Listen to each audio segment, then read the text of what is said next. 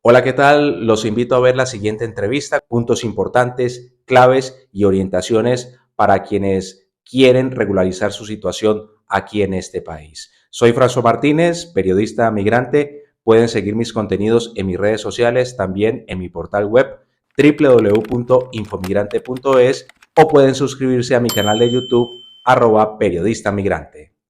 Hola, ¿qué Buenas noches, tal? abogado Vicente, ¿qué tal? ¿Cómo estamos? Excelente, nos alegra mucho contar con usted en esta sesión del día de hoy. ¿Qué tal todo? Pues bien, bien. La verdad, esperando el momento y he estado trabajando un poquito aquí en casa y nada, encantado de estar contigo esta tarde, Pues compañero. muchísimas gracias, abogado Vicente. Para las personas que se conectan con nosotros, pues el abogado Vicente Marín Zafra es un abogado reconocido en España en materia de extranjería, con mucha experiencia. Desde 1999, pues viene ejerciendo en el tema de derecho y desde el 2007, pues fundó y comienza a trabajar con su grupo de parainmigrantes.info. En el 2020 obtuvo un reconocimiento muy importante como el mejor abogado de extranjería en España y en el 2024 fue reconocido junto a su equipo por la abogacía española como en el tema de derechos humanos y tema de comunicaciones un gran aporte que hace para la comunidad migrante. Abogado, inicialmente pues para las personas que quieren ya entrar en materia, pero antes conocer un poco de su trabajo, ¿qué lo llevó a usted exactamente para trabajar o orientarse en el tema de extranjería y de migración? Bueno, yo prácticamente trabajo con extranjeros desde que acabé mi carrera. Ahora tengo 50 años recién cumplidos y acabé más o menos con eso, con 22 o 23 años. Y entonces, claro, prácticamente cuando empiezas, pues empecé a trabajar en un despacho de abogados aquí en mi ciudad y en ese despacho no se tocaba la extranjería. Te hablo proceso del año 90 y estamos hablando del 98, 99 o así. Y, y bueno, pues eso, empecé, como era el nuevo, pues empecé a tocar la extranjería. Y curiosamente el despacho para el que yo trabajaba, pues eran abogados de un club de alterne. Y en ese club de alterne había muchas chicas extranjeras que necesitaban mucha ayuda. Y entonces yo empecé, pues bueno, pues eso, a arreglar papeles a todas esas trabajadoras de ese club y empecé poco a poco, recién salido de la facultad, muy jovencito, pues a hacer trámites de extranjería. Yo me fui pues formando y poco a poco y no trabajaba en exclusividad con la extranjería, pero bueno, empecé a desde prácticamente llegar. Recuerdo que mi primer asunto, pues me parece que fue una inadmisión a trámite de un contencioso administrativo por una solicitud de asilo. Es decir, ya llegaba y no sabía ni aquello por dónde cogerlo, ¿no? Pero bueno, sí, empecé poco a poco y bueno, y aquí estoy, viviendo de la extranjería después de más de 25 años. Wow, pues tremenda historia. Y abogado, ¿usted recuerda desde que empezó hasta este momento algún cambio? Porque ya me imagino que le ha tocado este tema de las regularizaciones, de los cambios políticos de gobierno, el que más le haya, no sé, generado problemas o que le haya dado dolores de cabeza o actualmente con el que estamos con los cambios de extranjería. Bueno, vamos a ver. Ha habido muchos cambios, ¿no? Y no necesariamente los cambios de gobierno han ocasionado situaciones mejores o peores. Es decir, desde que yo llevo trabajando hemos tenido gobiernos del Partido Socialista, gobiernos mixtos, ¿no? Como ahora, y gobiernos también del Partido Popular. Y más o menos unos y otros han realizado políticas migratorias muy similares. Los cambios más importantes, indudablemente, yo los he vivido en el año la regularización, aquella que se hizo en el año 2000, aquella que la resaca del 2001, luego una regularización también importante en el año 2005. Aquella, la verdad es que las primeras dos, la regularización del 2000 y del 2001 de resaca, estaba muy jovencito y casi las toqué, pero de pasada. En cambio, la del 2005 sí que ya tenía yo puesto mi propio despacho y fue la verdad que un momento importante. He vivido varios cambios reglamentarios, ¿vale? He vivido todo el cambio del proceso de nacionalidad española súper importante, y todo el avance que ha habido en temas después del COVID con el tema de todo el avance tecnológico y la implantación de procedimientos telemáticos. O sea, la verdad es que de todo, de todo. Y bueno, y espero seguir viviendo muchos cambios y muchas novedades en materia de extranjería, lo que nos avecina. Es decir, ahora tenemos nuevo reglamento en nada y esto, pues bueno, traerá novedades. Y bueno, yo soy de los que vaticinan que el nuevo reglamento no va a durar mucho, no creo que dure mucho, ojalá me equivoque, pero, pero bueno, sí, ha habido muchos cambios. Sobre todo, yo creo que un impacto importante para mí, porque yo estaba prácticamente ya con mi propio despacho, trabajando ya por libre, fue en el 2005. En el 2005, que se dice pronto, que hace 20 años, ¿eh? Wow. Se dice que hace 20 años con la regularización, justamente ahora, hace 20 años, porque aquella regularización empezó, si no recuerdo mal, en febrero o marzo del año 2005, o sea, justo ahora, hace 20 años, y aquello fue muy importante para mí como profesional y para muchísima gente que regularizó su situación aquí en España. Vale, vale. Bueno, abogado, ya ahora que usted ha tocado el tema del reglamento de extranjería, quisiéramos conocer inicialmente su opinión. ¿Qué tal le ha parecido, bueno, esta propuesta del gobierno de ajustar este reglamento y si era lo que se esperaba? Porque sé que muchas personas que están conectadas, muchas personas que nos van a ver, pues especialmente los solicitantes de asilo, no se sienten muy cobijados con estas medidas y consideran que totalmente los han alejado.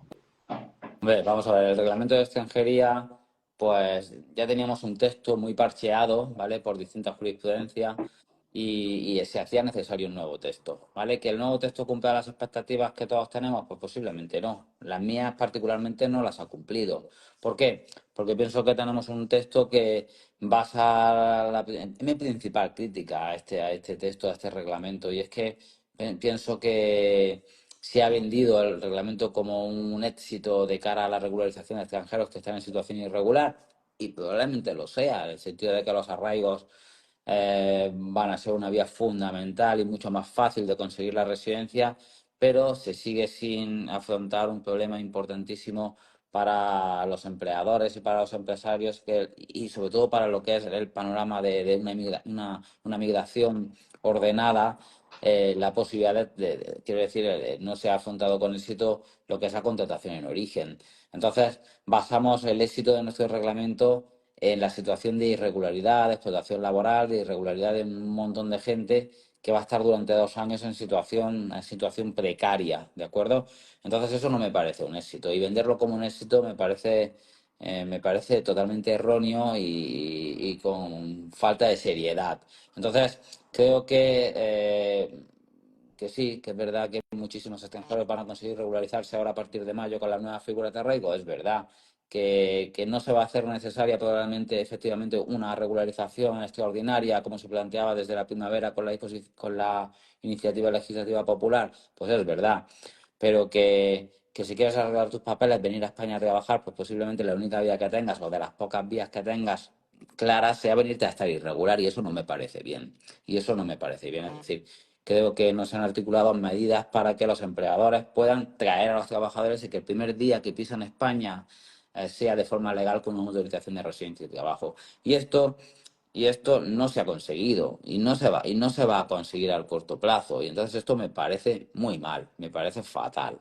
Y entonces, pues eso, y no sabemos el efecto de llamada que verdaderamente pudiera tener este texto, ¿no? En el sentido de que realmente va a ser fácil conseguir la residencia por arraigo sociolaboral, por arraigo socioformativo, pero cuando un extranjero lleva aquí 2 años. Entonces, si no hay otras vías y la gente está muy desesperada, como lo está en muchos países, pues vendrá aquí, se quedará irregular y a los 2 años se regularizará.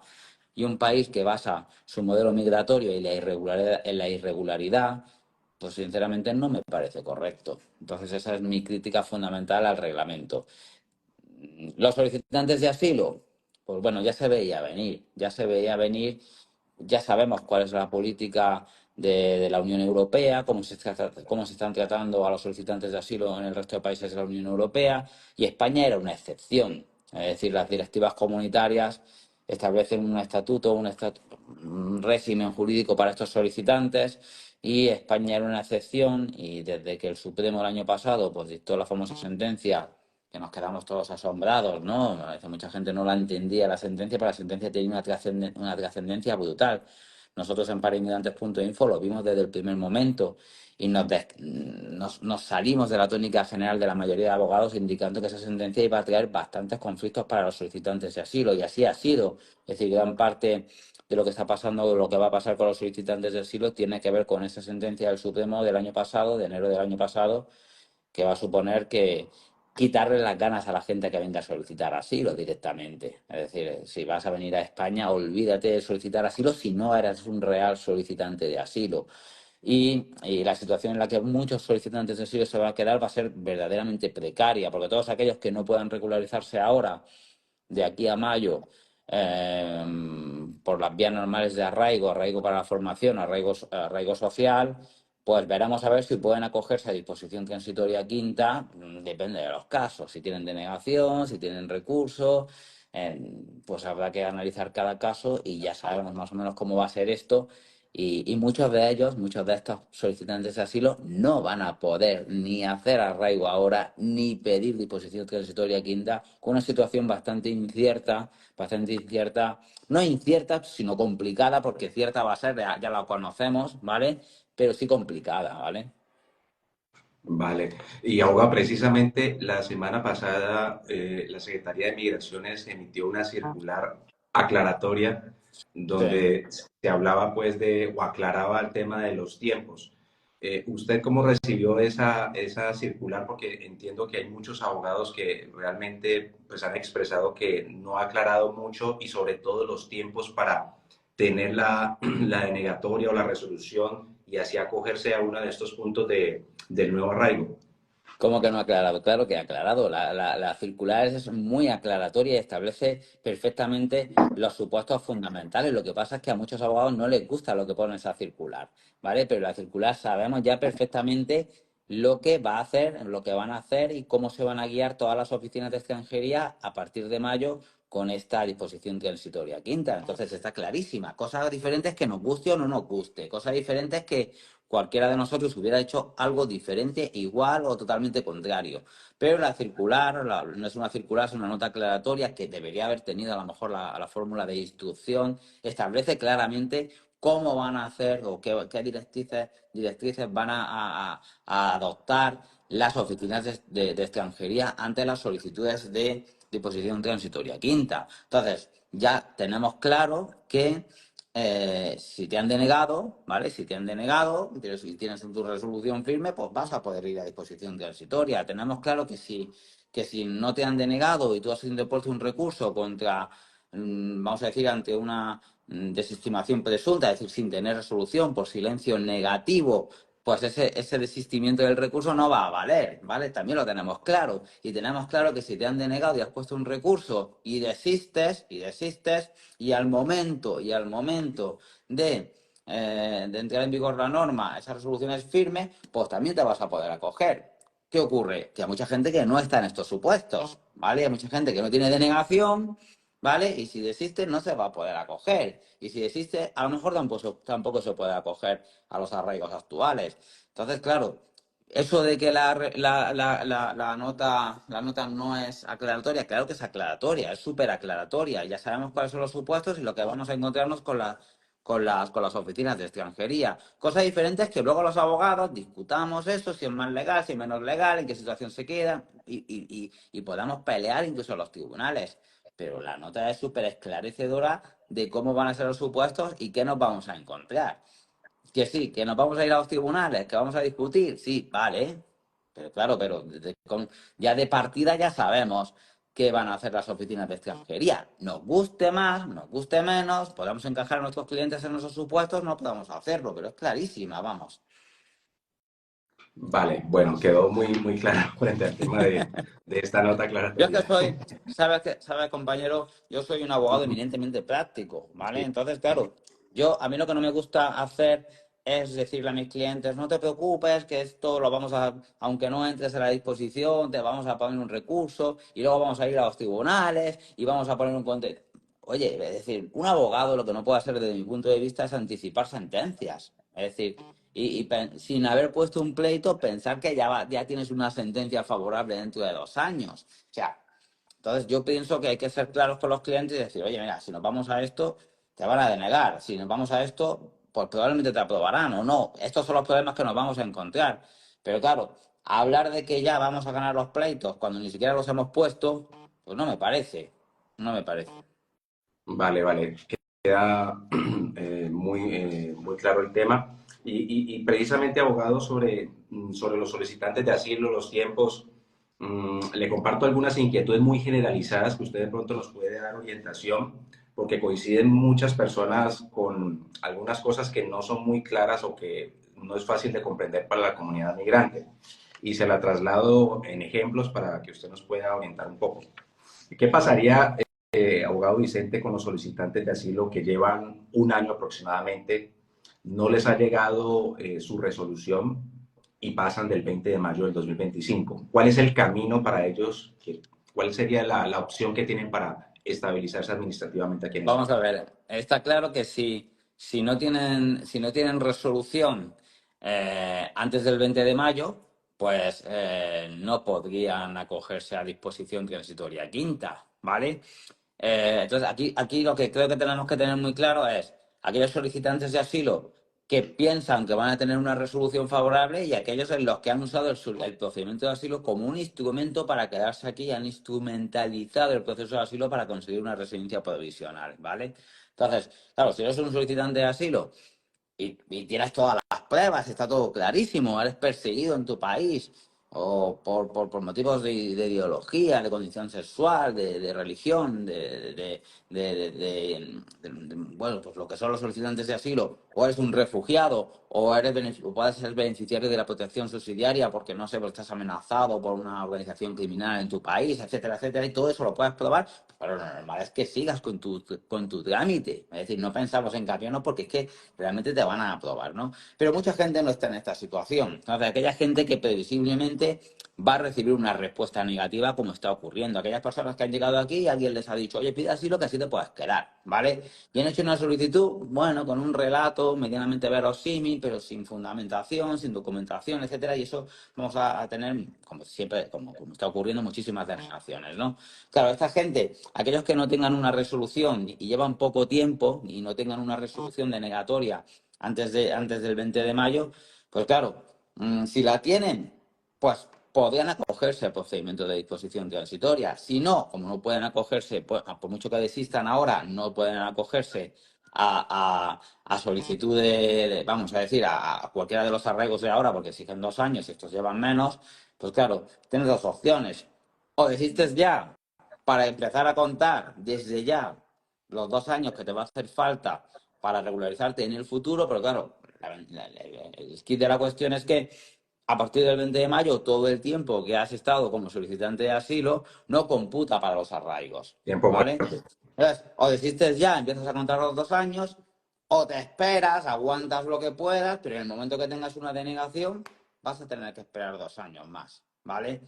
Entonces, claro, este es el problema. El problema es que no partimos de una situación de irregularidad, que estás aquí 2 años y te regularizas, ¿vale? Y vas hacia adelante, ¿no? Vas pasando las penurias, ¿no? De ser un irregular, pero luego te consigues regularizar.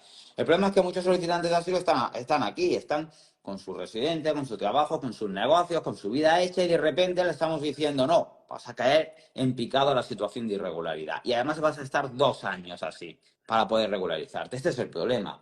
Este es realmente el problema. Entonces, claro, aquellos que no puedan cumplir ahora los requisitos del arraigo, no tengan denegación, pues yo creo que tienen que tomar una decisión. O aguanto y luego el escalón va a ser fuerte, o adopto cuanto antes esa bajada, desisto para empezar a contar los 2 años, ¿vale? No hay más opción. Es que yo no veo otra en este caso que me estás comentando. Claro, y complicado, ¿no? Porque sería para las personas que tienen ya mucho tiempo aquí, como bien lo dices, abogado, pues que tienen una vida ya hecha y que tengan que frenarse, Claro, ¿no? los que tienen mucho tiempo, pues que claro, y no tienen, claro, a lo mejor sí llevan, hablamos de los casos de que llevan menos tiempo, indudablemente porque llevan menos de 2 años. Claro, los que llevan más de 2 años pues, y no tienen denegación, pues indudablemente ahora es una oportunidad para irse por lo menos a un arraigo para la formación, ¿vale? Podrían desistir e irse a un arraigo para la formación.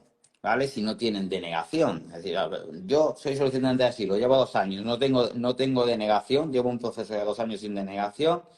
Si existo, por lo menos me voy a regularizar por arraigo para la formación. ¿Qué ocurre?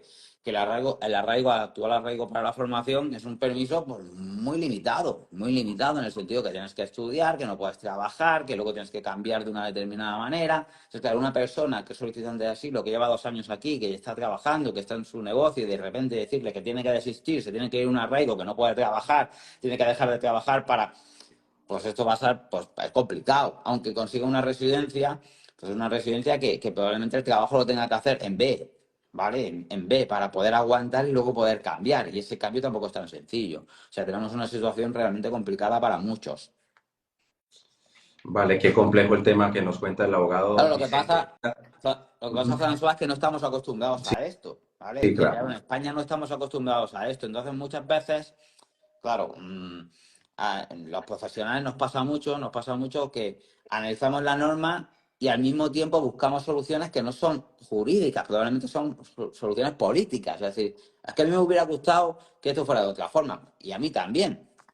también. Pero claro, yo no hago las normas, el reglamento lo ha hecho nuestro actual gobierno. Entonces, claro, y muchas veces la gente dice, y es que el gobierno no hace las cosas probablemente quieran hacerlo, pero también tiene la normativa comunitaria que le impide hacerlo de otra forma. Se tienen que ajustar a las sentencias del Supremo, a lo que dice la normativa comunitaria, y no pensemos que es que el gobierno quiere fastidiar a los solicitantes de asilo. No creo que sea así, sino que también tiene las limitaciones propias de la legalidad, de la normativa, el respeto a la normativa comunitaria, el respeto a las sentencias del Supremo, que hace complicado encajar todo esto, ¿vale? Para que todo el mundo salga contento. Pero es que en Europa, si tú eres solicitante de asilo y te deniegan inmediatamente, te expulsan, no te ponen ninguna facilidad, cosa que aquí, pues bueno, todavía tenemos una disposición ahí, a ver cómo metemos a toda esta gente en esa disposición. Seguimos siendo un país más flexible que nuestros colegas europeos, ¿eh? Y yo le hago este paréntesis, abogado. ¿Usted cree también que con el pacto migratorio y de asilo que regirá a partir del próximo año en Europa, esto podría cambiar en España, de que estas órdenes de expulsión se puedan Pues agilizar? vamos a ver qué ocurre, vamos a ver. Es decir, es todo esto que se nos viene el año que viene, probablemente ocasione también muchísimos cambios, ¿vale? Y es lo que estábamos hablando. Todo esto va a afectar en nuestro reglamento este que acabamos de aprobar, pues posiblemente tenga los días contados justamente por esto, porque no respeta todo eso que se nos viene a partir del año que viene. Entonces, vamos a ver qué ocurre. Ahora, pues es muy importante, pues eso, estar informado, analizar bien cada caso. Yo siempre lo digo, es decir, es importante que la gente se asesore bien, que no se guíe tampoco por esto. Mira que yo trabajo con internet, ¿no? Y publicamos vídeos, noticias, pero hay que ser serio, es decir, no puedes basar no sé, tu vida en un vídeo de 1 minuto en Instagram ni en TikTok, ¿vale? Al final tienes que intentar buscar un profesional, asesorarte bien y buscar los caminos para poder regularizarte con éxito y poder quedarte en el país. Entonces, lo que pasa es esto, que en el caso de los solicitantes de asilo, pues la situación ahora, en algunos casos, no en todos, ¿vale? Porque hay gente que cumple los requisitos para poder regularizarse ahora, va a poder cumplir los requisitos para regularizarse por disposición transitoria quinta, pero es verdad que mucha gente, va a quedar en una situación un poco complicada. Sí, realmente lo que podemos percibir en muchos casos en redes de esta situación, que la gente está confundida y también muy afectada con lo que Sí, pueda suceder. sí, sí.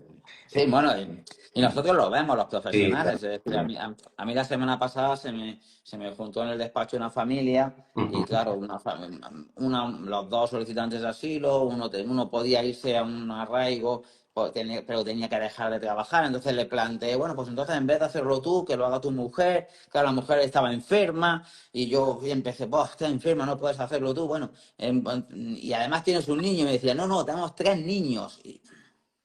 Y ya era un problema detrás de otro. Y yo decía, ¿y cómo arreglo a esta gente? ¿Cómo le busco una solución razonable, no solamente jurídica, sino que en la práctica esta gente pueda sobrevivir aquí en España medianamente? Con 3 niños chicos, la mujer que no puede trabajar, el marido que tiene que regularizarse por arreglo para la formación y tiene que dejar el trabajo, si luego el jefe le va a volver a hacer el contrato, más adelante, un lío. Es un tema humano también, abogado, el que estamos viviendo, que Sí, pues obviamente que indudable, afecta a indudable. muchas personas.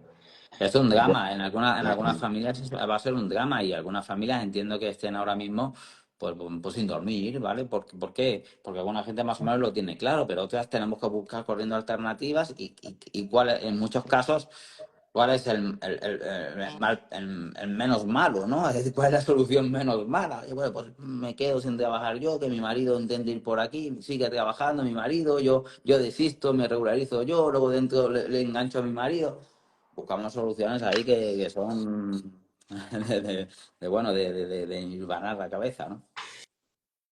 claro, claro. Bueno, abogado, le hago otra pregunta sobre ese aspecto de los solicitantes de asilo con este ejemplo, porque, como repito, pues hay muchas personas que me están escribiendo y trato pues de coincidir la pregunta porque son casos muy similares. ¿Cuál es la recomendación, abogado Vicente, para quienes tienen en este momento 2 o 3 años con solicitud de asilo? No les ha llegado la resolución.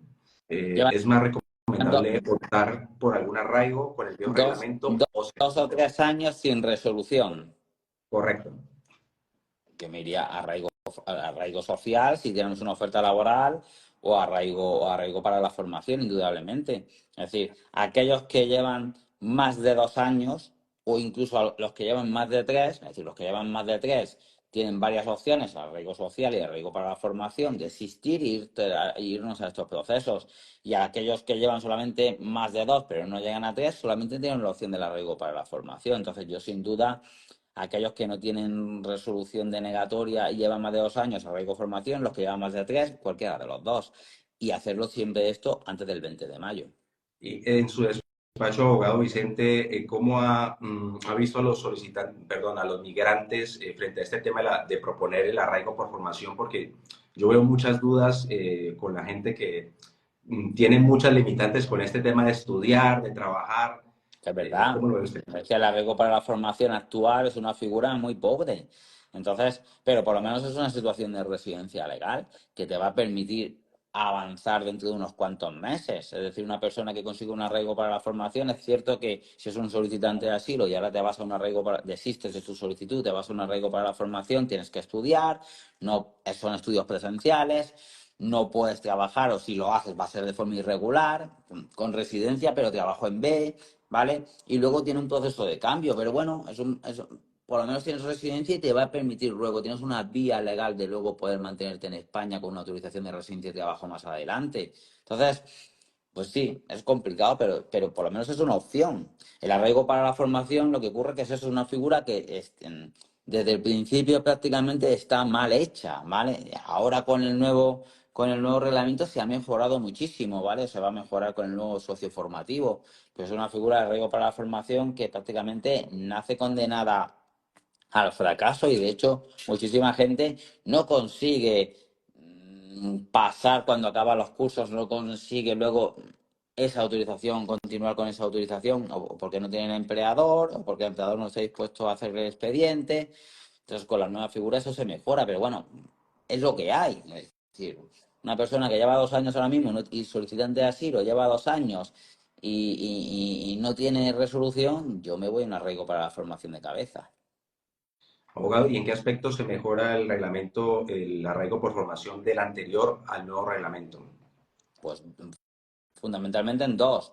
Fundamentalmente, uno, de esto hemos hecho un vídeo, esta mañana he grabado un vídeo, que esto no todo el mundo lo sabe, Ujú. pero fundamentalmente en dos. Primero, el arraigo socioformativo permite trabajar, es decir, puedes compaginar estudios y trabajo hasta 30 horas semanales, lo cual, claro, es mucho mejor, es decir, puedes estar estudiando y trabajando al mismo tiempo. Pero es que además, cuando acabas tu curso, eh, puedes modificar esa residencia por circunstancias excepcionales a una de residencia y trabajo por cuenta ajena, con un contrato que no necesariamente tiene que estar relacionado con los estudios, lo cual también facilita bastante. Es decir, no solamente facilita el acceso al mercado de trabajo porque ya puedes trabajar y puedes encontrar una oferta de trabajo que te permita hacer el cambio, la modificación, sino que ese proceso de modificación es también más sencillo o tiene menos limitaciones a las que tenía el antiguo arraigo para la formación o el vigente arraigo para la formación. Por lo tanto, es una figura que mucho mejor, mucho mejor.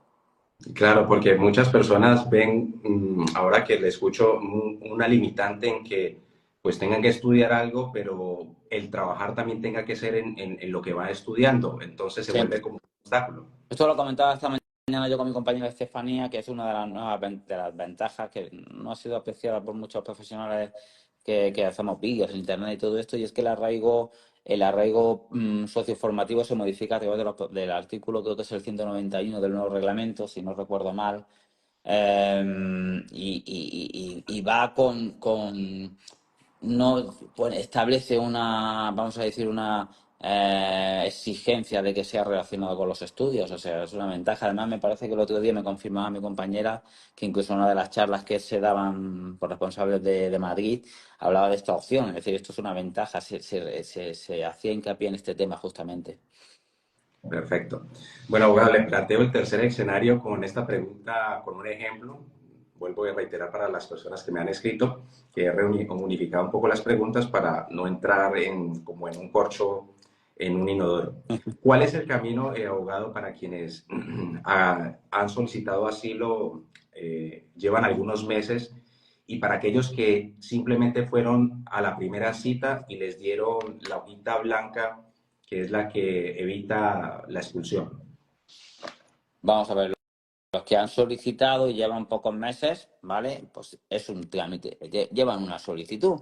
Pues claro, estos son los casos que estamos hablando de que sabemos que van a llegar después del 20 de mayo y no probablemente, en la mayoría de los casos, no tengan, es decir, una persona que acaba de llegar y ha solicitado asilo ahora, ¿vale? Pues estos probablemente, pasado el 20 de mayo, cuando les denieguen, van a tener que esperar después 2 años. Entonces, es lo que yo hablaba al principio. En estos casos podemos plantearnos desistir y por lo menos empezar a contar ya. Empezar a contar desde ya los 2 años. Pues eso es una opción. La otra opción es que continúen como están, pero cuando tengan una resolución dentro de un año y medio, 2 años, se van a enfrentar con un problema serio de que desde ese momento es cuando van a empezar. No van a poder regularizarse por arraigo hasta pasados 2 años, por lo menos por los arraigos. ¿Vale? El otro caso que me has comentado era los que No no había... habían hecho entrevista. Exacto. Creo en la nota aclaratoria no se dice nada, no se dice nada de estos temas. Y esto es un tema controvertido, ¿vale? ¿Por qué? Porque, claro, esa voluntad de solicitar, ¿vale? En teoría, te ampara ya el derecho, ese es el ámbito del solicitante de asilo con esa mera voluntad, ¿vale?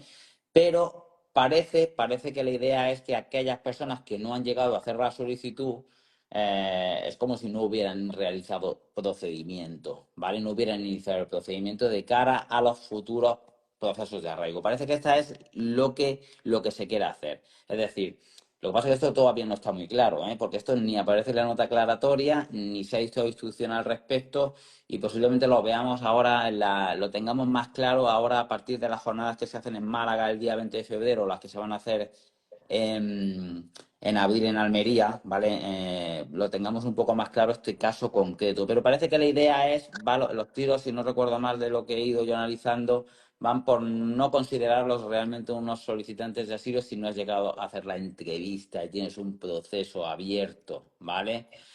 A otros efectos, muchas veces nosotros, los propios abogados, hemos usado el planteamiento contrario. Cuando nos ha interesado que se les aplique la normativa de asilo, hemos incluso defendido la idea de que incluso con esa mera escrito que hacíamos por registro general pidiendo la cita, con esa voluntad manifiesta de ser solicitante de asilo, que se nos aplicara el régimen. Pues ahora planteamos el caso contrario, es decir, que no se nos considere solicitantes de asilo en estos casos para que todo el tiempo que llevamos en España compute a efectos de los nuevos arraigos, que parece que van por ahí la línea, ¿eh? Vale, muy importante lo que usted nos ha compartido, y No yo sé si creo me he que queda muy explicado claro bien, la para... verdad. No sé si me he explicado bien. No, no, sí, Pero yo creo que lo sí, que, la lo gente que, creo lo que que sí. sí tenemos que tener claro es que este caso que me estás contando no está en la nota aclaratoria, ¿eh? En la nota, bueno, no sé cómo le llaman, nota aclaratoria, creo que es lo que le han llamado. O sea que todavía posiblemente tengamos que, a lo mejor en ese punto se dicta a lo mejor otra nota aclaratoria, o por lo menos lo empezamos a tener claro los profesionales a través de los distintos eventos que se van a producir a lo largo de todo el territorio nacional de aquí a mayo. Es decir, dos muy importantes ahora ahora en febrero, como digo, en Málaga. Vamos, yo ya estoy apuntado a Málaga y a Almería. Almería, entre otras cosas, pues, en Almería yo voy de ponente en una de las mesas, pero vamos, que estoy deseando encontrarme allí. Nos vamos a encontrar por lo menos 400 profesionales, un montón de funcionarios, y entonces todo esto se aclara allí muchas veces en las ponencias, incluso en los debates con el café. Claro, porque el Mm. anterior encuentro, abogado, donde usted estuvo compartiendo con sus colegas, pues fue El último cuando... importante fue el de Cartagena. exacto. Pero claro, en Cartagena ya en aquel momento supimos que el desistimiento pues, no iba a valer, ¿vale? El desistimiento, pero pocas cosas más supimos con respecto a todos estos temas. Y al final se ha cumplido esa predicción de que íbamos a ver, conforme iban pasando los meses o las semanas, íbamos a ir viendo novedades, que es lo que ha pasado. Es decir, se han dictado notas aclaratorias sobre la disposición transitoria segunda, notas aclaratorias sobre la disposición transitoria quinta, y posiblemente veamos de aquí a mayo, si no instrucciones, al menos notas de este tipo que, ya te digo además que es que en cuanto se publican, porque esas son notas internas que van desde Madrid a las distintas oficinas, pero que inmediatamente muchos profesionales nos llegan de forma inmediata, por lo menos a mí. Entonces, claro, nosotros analizamos y explicamos, y explicamos. ¿Nos gusta más? Vale, ¿nos gusta menos? Vale, pero por lo menos lo explicamos. ¿Qué es lo que ha pasado con esta nota aclaratoria? Que al final, el mismo día que la tienen los jefes de oficinas de extranjeros, muchos profesionales también las tenemos, ¿vale? Nos llegan, ¿vale? Por distintas fuentes, por distintos canales, y nosotros pues las analizamos y, bueno, algunos con más seriedad, otros con menos, pues intentamos explicarlas y transmitirlas al buen número de seguidores que tenemos en redes. Abogado Vicente, ¿y usted cree que se necesita más notas aclaratorias al respecto? Sí, sí, sí, seguro, seguro, seguro. Y creo que van a salir más, seguro. Todavía no se ha hablado de los estudiantes. Bueno, hay muchas dudas con respecto a algunos temas de estudios y hay Ujú. muchos procedimientos en los que hacen falta también, si se dictan instrucciones, pues va a facilitar bastante. Tampoco se ha hablado de otros procedimientos, que aunque están más claros, están mejor establecidos en el reglamento. Por ejemplo, los familiares, todo el Estatuto Nuevo de Familiares de Españoles es súper importante, súper importante. Es decir, pensemos que este año, si no recuerdo mal, se han resuelto 200 y pico mil nacionalidades. O sea, tenemos a 200.000 nuevos extranjeros que son españoles, españoles. Y esos 200.000 nuevos españoles tienen familiares extranjeros. Y entonces tenemos una nueva normativa para todos esos familiares de españoles. Esto es súper importante, ¿vale? Con un nuevo procedimiento híbrido también súper importante en algunos casos, con algunas cosas que no nos gustan tanto, como la reagrupación de ascendientes, ¿vale? A cargo. Entonces, pues debe haber de aquí a mayo más notas aclaratorias, instrucciones, me da lo mismo, ¿vale? Me da lo mismo como lo llamemos, pero documentos o herramientas que nos permitan tener más o menos, una idea de cómo se van a resolver algunos procedimientos dudosos. Si no hay, pues habrá que presentar y a esperar a ver cómo funcionan las oficinas. Lo malo de esto es que una oficina pues funcionará de una manera, otra de otra. Si se dictan esas instrucciones, pues bueno, tenemos un criterio mucho más objetivo. Lo malo, pues que claro, ese es el criterio, es decir, de ahí no se salen las oficinas. O sea, tampoco puedes forzar la máquina mucho, que a muchos abogados nos gusta que la norma no esté tan determinada. ¿Por qué? Porque nos da más margen, nos da más margen. Entonces nos da margen de pelear aquellos supuestos que están más dudosos, intentar pelearlos. Cuando la norma está muy acotada y se sabe muy claro cómo tienen que interpretar y los funcionarios van así, pues entonces no podemos nosotros hacerle así, porque ellos hacen así. Entonces, bueno, tiene sus pros y sus contras. Bueno, abogado, continuamos con esta entrevista muy interesante para las personas que se conectan. Muchísimas gracias por compartir sus inquietudes. Ahí vamos poco a poco evacuando algunas cosas. Le pregunto, abogado, sé que es un tema un poco más político, pero me la hacen esta pregunta muy constante para los venezolanos. ¿Ha cambiado algo con todo este tema del nuevo reglamento de extranjería? Hay muchas dudas para quienes están saliendo de Venezuela con los cambios que hay en ese país. Ellos tienen ciertos temores porque digamos que no hay mucha claridad frente a lo que pueda pasar porque se le otorga una residencia por razones humanitarias.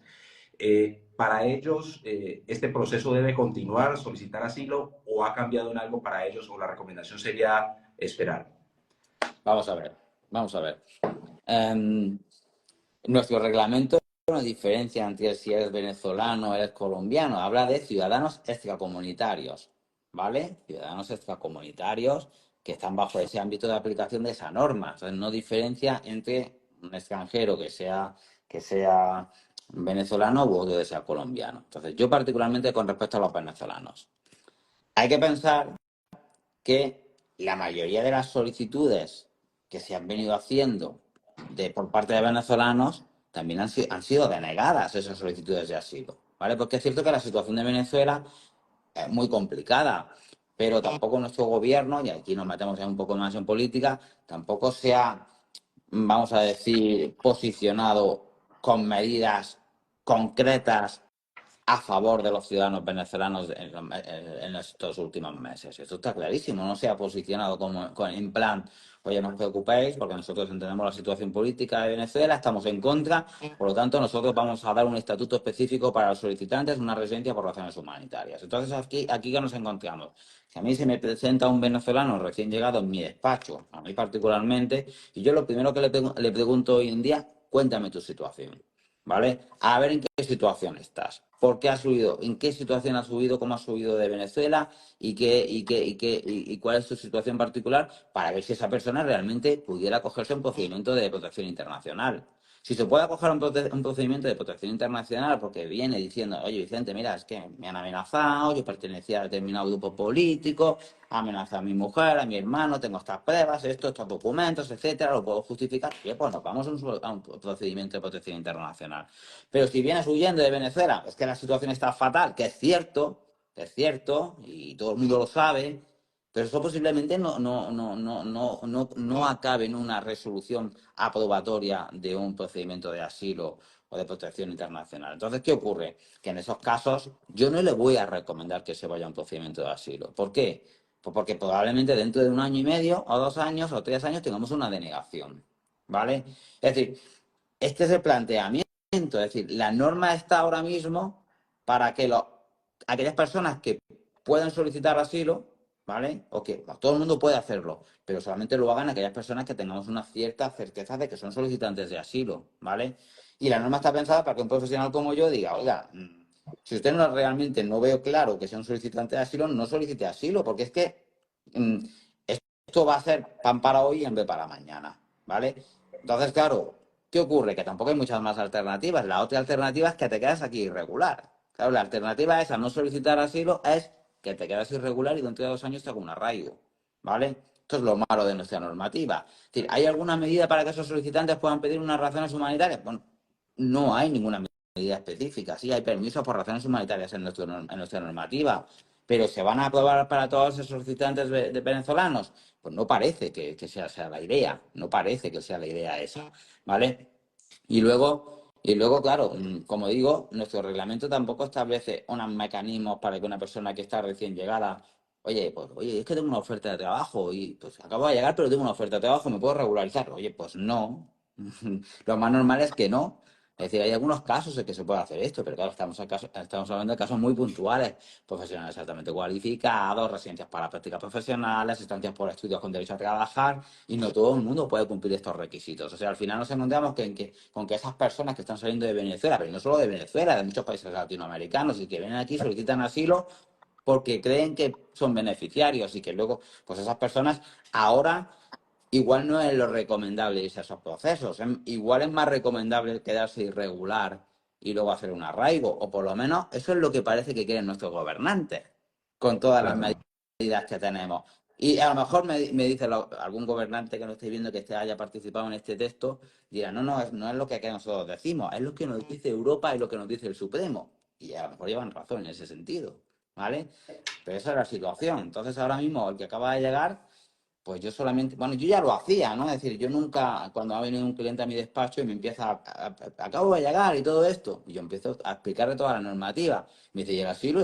Es que no está justo. Usted me ha dicho, usted me ha dado a mí algún dato que me haga pensar que yo le recomiende este procedimiento, porque normalmente cuando viene una persona a mi despacho solicitando asilo, Te pongo un ejemplo. Se plantan en mi despacho, pues unos clientes, somos rusos, somos del ejército ruso, hemos venido para España, somos químicos y no queremos participar en la guerra. Me voy a un asilo como la copa de un pino.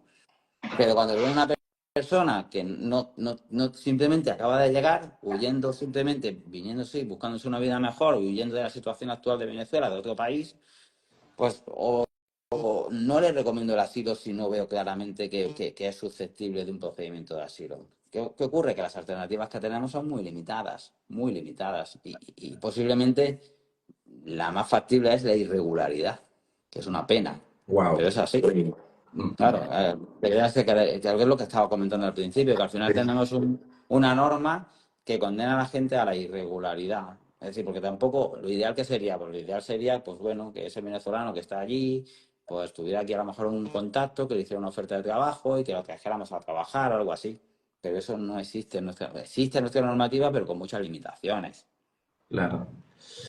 Bueno, abogado Vicente, y precisamente pues tocando este tema de los migrantes económicos, aquellos que no salen de sus países por una persecución o por un desplazamiento, sino por un tema de Nada, condición de vida, nada, querer cambiar. Y sé que muchos latinoamericanos nos pueden ver en estos videos. ¿Cuál sería el mejor camino para ellos en caso de que quieran priorizar a España con este nuevo reglamento? ¿Cuál sería la mejor vía para que ellos puedan venir de una manera regular a España? vamos a ver. Em, la, la, la, no, es un error, es decir, cómo se plantean los asuntos no es como la gente le gusta. Es decir, a mí que me gustaría que todo el mundo pudiera tener una residencia estupenda de trabajo y desde el primer momento. Es decir, la idea es cuál es su situación y a cuál de las autorizaciones que están en nuestra normativa, en cuál te podemos meter, ¿no? A cuál de esas autorizaciones podrías aplicar. Entonces, ¿cuál es la mejor? No, hombre, la mejor sería, pues, no sé, una residencia de larga duración, pero no todo el mundo puede pedir directamente una residencia de larga duración. Entonces, lo que hay que ver es en cada caso. Mire usted, yo es que estoy estudiando en la universidad y quiero irme a España, pues a lo mejor la mejor opción es una estancia por estudios para hacer un máster. Vale, perfecto. Yo es que soy un profesional que teletrabajo, pues igual la mejor opción es un nómada digital. Entonces hay que ver en cada caso cómo ese supuesto lo encajamos. Algunas veces encajará perfectamente y otras veces habrá que preparar o montar un proceso para que puedas encajar en ese procedimiento. Y digo todo esto desde la perspectiva legal. Pero tú no vienes y eliges lo que quieres. A mí, ¿qué me dicen muchas veces? Bueno, Vicente, mi madre es española y yo tengo 30 años y yo quiero entrar por la vía de mi madre, que mi madre me reagrupe. Yo les digo, "Pero eso es súper difícil. Pero es que lo puedo presentar ya". Y digo, ya, pero es que te lo van a denegar. ¿Qué opciones tengo? Pues las opciones es que te vayas a tu país, que te pida con una oferta laboral y de esa forma te podría traer. No les gusta esa opción porque lleva más tiempo, lleva más esfuerzo, pero legalmente es más factible. Entonces muchas veces la gente quiere, no, yo quiero entrar por aquí, pero si es que por ahí no puedes, tienes que entrar por otra vía. Entonces en cada caso hay que analizar y cuál de las autorizaciones vigentes en nuestra normativa se adapta en nuestro nuevo reglamento y en otra normativa que tenemos, por ejemplo, la Ley de Emprendedores, ¿vale? Que es una norma que nos ha permitido traer a cientos y miles de extranjeros a España, incluso con sus familiares. Entonces, habrá algunos casos en los que podamos adaptarnos una norma, a una figura jurídica y otros en los que no. Y habrá casos que a ninguna, que le digamos al cliente, mira, pues no, es que no. Y el cliente dirá, pues me voy allí y aguanto irregular hasta que dentro de 2 años hago un arraigo. Pues era así. Y Salvo esta, que, ujú. Esta ley de emprendedores, le escuché, abogado, de qué trata, que no tenía mucha referencia del tema para quienes de pronto pueden vamos a estar. ver, en Ujú. España, cuando hablamos de normativa de extranjería, normalmente hay distintos regímenes, ¿no? Entonces, principalmente hablamos de normativa de extranjería, ley de extranjería y reglamento de extranjería, el reglamento de régimen comunitario para los familiares de ciudadanos comunitarios. Luego tenemos una norma súper importante que es la ley de emprendedores. En la ley de emprendedores se figuran un montón de tipos de autorizaciones de residencia muy especiales, pero que mucha gente puede acogerse a estas autorizaciones. Por ejemplo, la famosa nómada digital, los profesionales altamente cualificados, los investigadores, los inversores que ahora van a ser derogados a partir de abril, que eso ya no van a desaparecer, ¿vale? Entonces tenemos ahí unos cuantos permisos que podemos usar también en algunos casos para traer a extranjeros aquí a vivir. Claro, son muy particulares, ¿vale? A lo mejor no son para un perfil, vamos a decir, profesional medio-bajo, son perfiles profesionales altos, ¿vale? Pero, por ejemplo, nómadas, hay mucha gente que teletrabaja en sus países de origen, que son programadores informáticos, que hacen teletrabajo, que los estamos trayendo con autorizaciones de nómada, ¿vale? Y son autorizaciones que conseguimos en 20 días o menos, y para toda la familia, ¿vale? ¿Qué pasa? Que no todo el mundo puede encajar en un nómada. No todo el mundo encaja en un nómada. Tienes que hacer un nómada con unas determinadas características, ¿no? Pero bueno, hay que conocer cuando nosotros nos enfrentamos con nuestros clientes, por ejemplo, cuando hacemos asesoría, que vienen nuestros clientes al despacho, o cuando contratan una asesoría con nosotros, por ejemplo, por videoconferencia, que nosotros lo hacemos muchísimas al día. Pues claro, el cliente nos cuenta y nosotros analizamos y decimos, entras por aquí. Y muchas veces lo tenemos clarísimo. Vicente, es que quiero ir de esta manera. Y le digo, no, no, de esta forma no, de esta forma. De esta forma. Y muchas de ellas son permisos de ley emprendedores. No todas, ni muchísimo menos, pero algunas sí. Y otras veces, pues, pues eso, buscamos las fórmulas que pensamos que más posibilidades tienen, aunque al cliente no le gusten. Y muchas veces le decimos al cliente, no. Al cliente no le gusta que le digas, no, esto no se puede hacer, esto no se puede hacer. Pero esa puede ser muchas veces la mejor asesoría a la que te puedas enfrentar para no perder tiempo y dinero. Es decir, no, es que Vicente no me ha dado soluciones, ya, pero es que muchas veces mi trabajo consiste en decirte que no tienes solución, para que no pegues palos de ciego en 20.000 sitios preguntando hasta que uno te diga lo que quieres escuchar. O que Yo lo te voy a estafen, decirlo. ¿Qué? o que lo estafen en otro lado. No lo estafan, a lo mejor no lo están estafando, pero están diciendo cosas que no son reales, a lo mejor por ignorancia o por falta de ética, ¿vale? Entonces, claro, muchas veces los profesionales tenemos que explicar al cliente, es decirle al cliente, no, eso no se puede hacer, aunque no le guste. Pero el cliente es que no me da soluciones, ya, pero es que mi trabajo a lo mejor consiste en decirte que no las tienes, ¿vale? Que no las tienes. O que las vas a tener, pero dentro de X tiempo, ¿vale? Esto es habitual, ¿eh? Vale. Los nómadas digitales, abogado Vicente, aprovechando que ha mencionado el tema, se referiría más a personas que tienen un empleo a distancia y que devenguen un sueldo de algún monto en especial. Sí, claro. Es decir, es el típico teletrabajador, la típica persona que trabaja fuera, ¿vale? Con empresas o por freelance, ¿vale? Hay las dos modalidades. Tienen que ganar una cierta cantidad de dinero, tienen que llevar un tiempo trabajando de esta forma en modalidad de trabajo, todo eso hay que acreditarlo naturalmente. Y entonces, si cumplen una serie de requisitos, pueden venir a hacer lo mismo desde España. Es decir, si tú eres programador informático que estás en Venezuela y estás mandándole el código a una empresa norteamericana y la empresa norteamericana te paga y la empresa norteamericana tiene unas características, tú tienes otras características, llevas un cierto tiempo haciendo ese trabajo de una determinada forma, ganas una cierta cantidad de dinero y todo eso lo puedes acreditar, pues puedes venir a España a seguir haciendo lo mismo para tu empresa americana, pero desde España.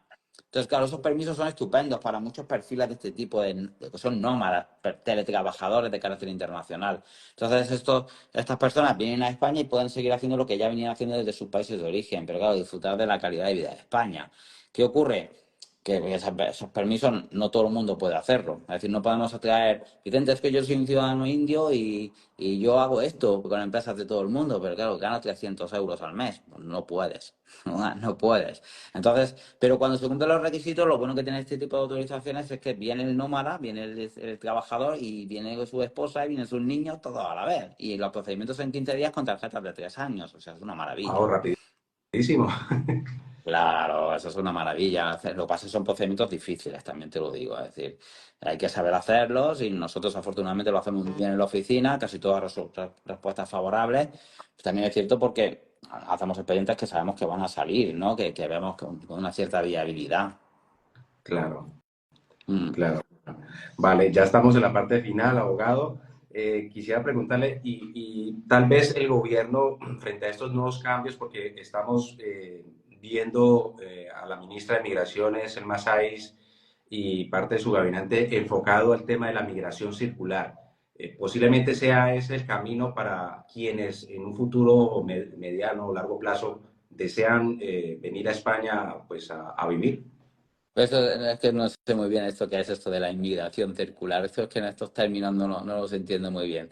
Es decir, yo de lo que estoy viendo de este gobierno es bueno que está muy centrado en la aprobación del reglamento, que el reglamento se ha vendido de una forma que para mí pues no es correcta, no es la panacea, ¿vale? Y que, bueno, a ver lo que dura este reglamento, a ver lo que dura. No le tiene Entonces, mucha fe a este reglamento, abogado Vicente. ¿Cree que usted que llegará pronto el fin? yo no le tengo mucha fe, no, ojalá me equivoque. No, yo no soy una, yo me puedo equivocar, yo no le tengo mucha fe. Entonces, vamos a ver qué pasa. Pero yo creo que, sinceramente, si nos metemos un poco en política, creo que el gobierno está un poco atado de manos con los sindicatos de cara a que se pueda permitir que se abra el famoso catálogo de ocupaciones de difícil cobertura para que se puedan entregar a trabajadores en origen, que es lo que requiere España realmente. España necesita inmigrantes, los necesita y los necesita para trabajar y el estado de bienestar español los necesita, pero no tenemos una norma que haga frente a esa necesidad. No tenemos una norma por muchas razones, y en particularmente por esta razón de que los sindicatos intentan proteger al trabajador español residente frente a la llegada de nuevos trabajadores. Entonces esto impide que muchas empresas puedan tirar de esos trabajadores que son tan necesarios y además que son necesarios, es que los necesitamos. Entonces ahora mismo pues han fijado una manera de incorporar en nuestro mercado de trabajo pues 300, 400, 500 mil extranjeros a través de los nuevos arraigos como una vía de regularización permanente, ¿vale? Y yo creo que con eso no basta. Sí, no basta, no basta. Entonces nuestro reglamento está súper cojo en ese sentido. Había un informe del Banco de España que decía algo así como que necesitamos, no sé si 200 o 300 mil al año Al mínimo. año. No sé si era al Sí, año, 200 o 300 mil al año o más, no recuerdo cuánto era. Y sí, vamos a llegar este año, pero el año que viene, ¿qué? El año que viene, ¿qué? Y todo eso basado en una irregularidad previa, que es la que no me gusta.